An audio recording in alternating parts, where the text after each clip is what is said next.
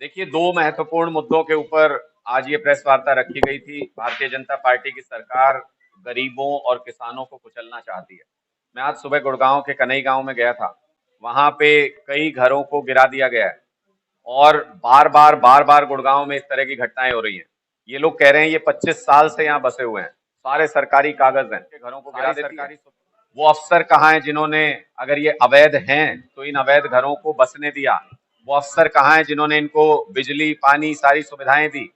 जब तक उन अफसरों को सरकार लाइन में खड़े करके सजा नहीं देती, तब तक किसी भी तरीके की कार्रवाई गरीब लोगों के ऊपर, गरीब परिवारों के ऊपर सरकार का अत्याचार है। लोग इसका मुंहतोड़ जवाब आने वाले समय में देंगे, आम आदमी पार्टी के कार्यकर्ताओं के साथ मिलकर देंगे।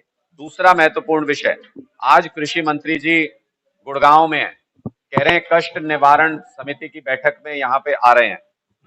मैं कृषि मंत्री जी से निवेदन करता हूं कि बाकी कष्ट निवारण भी कीजिएगा, लेकिन पहले जो आपकी प्राइमरी ड्यूटी है कृषि मंत्री होने के नाते, किसानों की मदद करना, पहले किसानों को सहूलियत देने का इंतजाम कीजिए।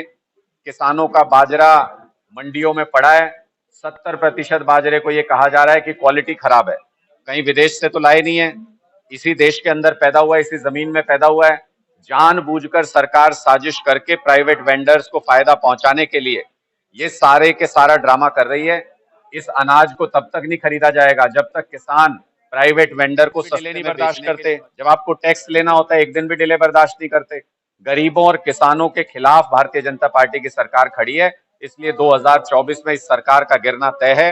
लोग इसको नेस्तो नाबूद कर देंगे, इस सरकार को, और आम आदमी का राज लेके आएंगे। कार्यकर्ताओं का आह्वान किया है कि जहां भी इन गरीबों के ऊपर सरकार अत्याचार कर रही है, ये अगले 6 महीने की सरकार है, 6 महीने बाद अफसर इनकी बात मानना बंद कर देंगे क्योंकि ये सत्ता से बाहर जा रहे हैं।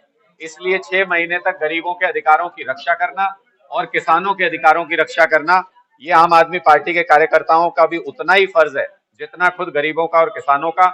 हमने सब कार्यकर्ताओं से कहा है कि वो मिलकर पूरी ताकत से सरकार की इस तानाशाही का सामना करें, गरीबों की और किसानों की मदद करें। सरकार कितने उपलब्ध नहीं कराई है। पटौदी मंडी में थक हार के आम आदमी पार्टी के कार्यकर्ताओं को किसानों के बैठने की व्यवस्था के लिए टेंट लगवाना पड़ा और वहां पानी का और खाने का इंतजाम हम करा रहे हैं किसानों के लिए।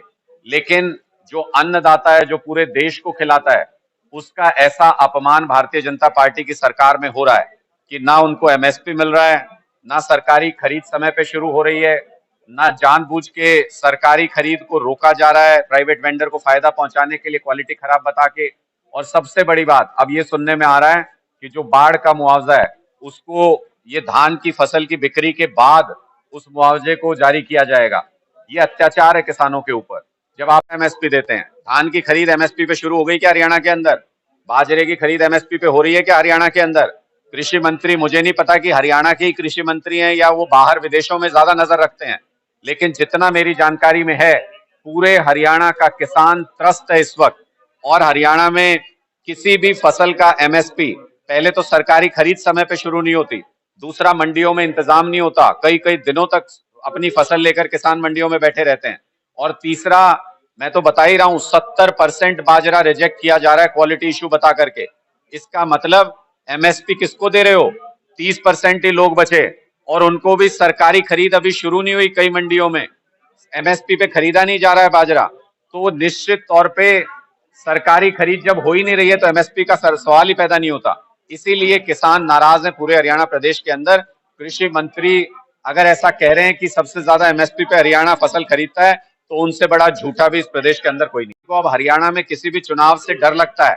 जब से सरपंची के चुनाव हुए हैं, गांव के अंदर चुनाव हुए हैं, एक भी बीजेपी के कार्यकर्ता को सरपंची की सीढ़ी नहीं चढ़ने दिया हरियाणा के लोगों ने।